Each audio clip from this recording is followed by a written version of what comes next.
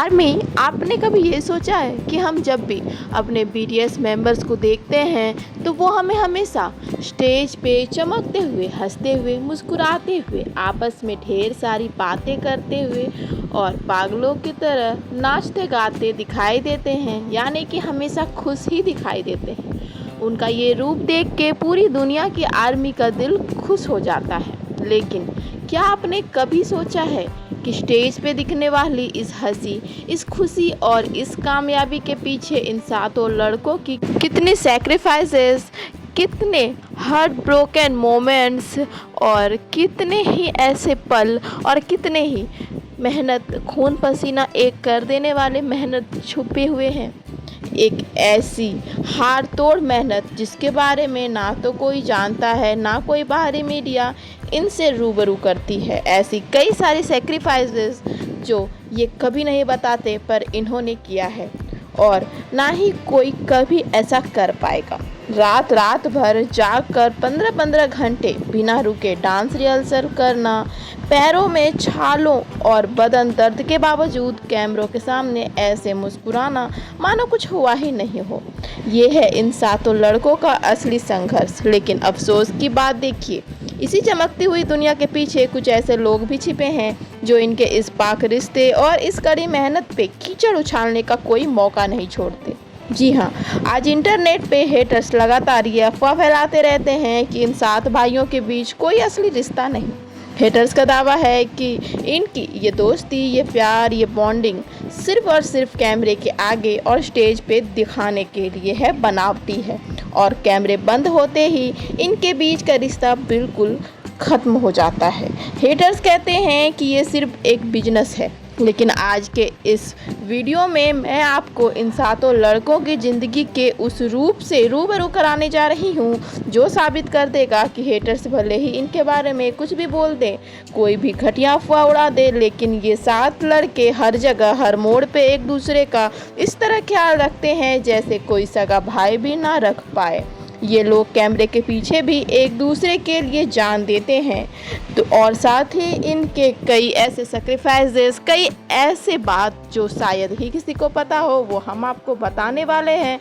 तो वीडियो को शुरू से लेकर के लास्ट तक ज़रूर देखिए, वो भी बिना स्किप किए, क्योंकि आज का ये वीडियो हर एक सच्ची आर्मी के दिल को छू जाने वाला है। तो दोस्तों, अगर बात करें हेटर्स की, तो हेटर्स का सबसे बड़ा निशाना पता है क्या है? आप सबको पता होगा, क्योंकि आप सब एक रियल आर्मी हो और सभी रियल आर्मी जानते हैं कि उनका सबसे पहला निशाना हमारे ताइकोक ही है, यानी किम तेयुंग और जुंगकुक का बॉन्ड। इंटरनेट पे कई बार एडिटेड वीडियो बना के ये दावा किया जाता है कि कैमरे के पीछे वी और जुंगकुक एक दूसरे से बात तक नहीं करते, उनकी दोस्ती सिर्फ स्क्रिप्टेड है। यहाँ तक कि ये भी बोला जाता है ना कि ये दोनों जो है मतलब अलग ही रिलेशन में हैं। लेकिन दोस्तों, हेटर शायद ये भूल जाते हैं कि चाहे बीटीएस के सारे मेंबर्स हो या फिर टीकॉक, ये कोई बैंड नहीं, ये कोई आम बैंड नहीं, ये बनावटी रिश्ता नहीं जो कैमरे के सामने दिखेगा। इनका रिश्ता, इनका बॉन्ड नेचुरल है और एक फैमिली बॉन्ड है जो इनके आगे कैमरा रहे ना रहे उन्हें फ़र्क नहीं पड़ता, बस ये साथ होने चाहिए। कैमरे के पीछे का असली सच ये है कि जब भी स्टेज की चकाचौंध बंद होती है, ये सब एक दूसरे का सबसे बड़ा सुरक्षा कवच बनते हैं। तो हम बात कर रहे हैं अगर स्टार्टिंग डेज की, तो साल 2018 के उस हिस्टोरिकल लंदन कॉन्सेप्ट को कोई कैसे भूल सकता है, जब रिहर्सल्स के दौरान हमारे गोल्डन मक ने यानी जुंगकुक के पैरों की एड़ी में एक गंभीर चोट लग गई थी। डॉक्टरों ने उन्हें स्टेज पे खड़े होकर डांस करने से मना कर दिया था। जुंगकुक बैक स्टेज में फूट फूट कर रो रहे थे, क्योंकि उन्हें लग रहा था कि उनकी वजह से कोई भाई, इनके माँ की भाइयों की परफॉर्मेंस ख़राब हो जाएगी। उस रात जब जुंगकुक स्टेज पे एक स्टूल पे बैठ के गा रहे थे, तो हेटर्स की अफवाहों को हमेशा के लिए दफन करते हुए सभी मेंबर्स ने परफॉर्मेंस के दौरान भी जुंगकुक का ख्याल रखा।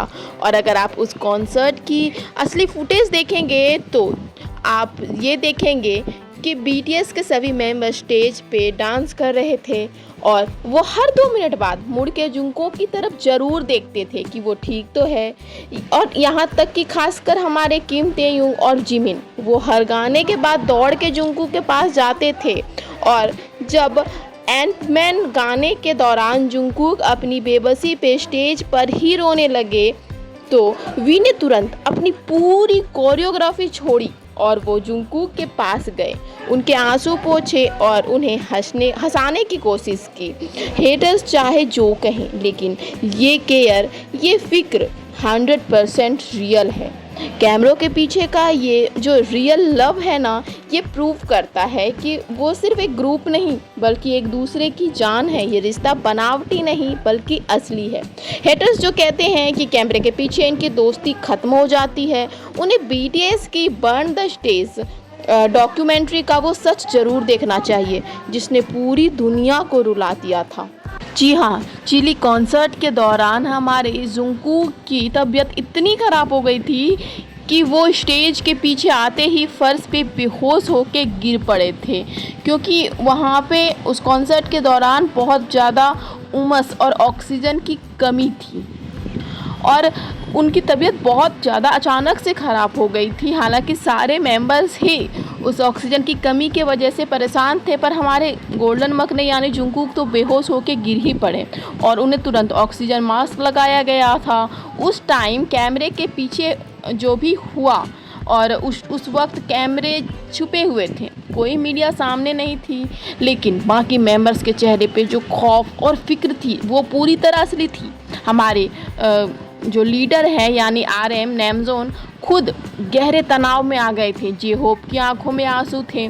वी जुंगकोक के पैर दबा रहे थे और जिमिन लगातार जुंगकोक के सिर पे हाथ फेर रहे थे। एक भाई को इस हालत में देख के बाकी के 6 भाई अंदर से पूरी तरह टूट चुके थे। जब जुंगकोक ने थोड़ा होश संभाला और कहा कि वो दोबारा स्टेज पे जाएंगे क्योंकि फैंस इंतज़ार कर रहे हैं, तो बाकी मेंबर्स नहीं चाहते थे कि वो अपनी सेहत को दांव पर लगाएं। लेकिन छोटे भाई का जज्बा देख के सातों ने बैक स्टेज में एक दूसरे का हाथ पकड़ा, एक सर्कल बनाया और कहा, हम ये साथ में पूरा करेंगे, कोई भी अकेला नहीं थकेगा।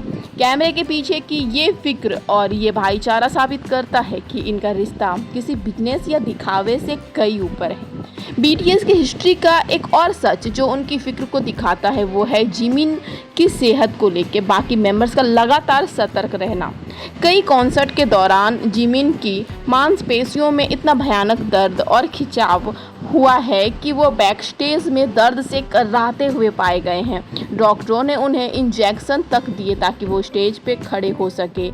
ऐसे ही एक घटना के दौरान जब जिमिन बहुत ज़्यादा कमज़ोर महसूस कर रहे थे तो हमारे लीडर आरएम ने बैक स्टेज में स्टाफ और मेंबर्स के साथ मिलकर एक खास योजना बनाई। उन्होंने स्टेज की कोरियोग्राफी को लाइव शो के दौरान इस तरह छोड़ा और इस तरह से बदला, चेंज कर दिया, मतलब क्विक एक्शन लिया कि जिमिन को कम से कम दौड़ना पड़े और वो अस्थिर होकर अपने कॉन्सर्ट को कर सके। पूरे कॉन्सर्ट में जे होप और सुका लगातार जिमिन के अगल बगल चल रहे थे ताकि अगर जिमिन का संतुलन थोड़ा भी बिगड़े तो वे उन्हें तुरंत थाम सके।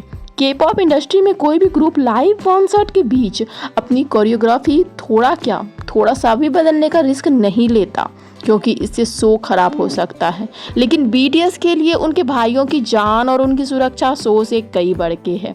जिमिन ने बाद में खुद एक इंटरव्यू में भावुक होकर बताया था कि अगर मेरे ह्यूंग्स मेरे साथ ना होते तो मैं शायद कभी स्टेज पे टिक नहीं पाता। वे ही मेरे असली ताकत हैं।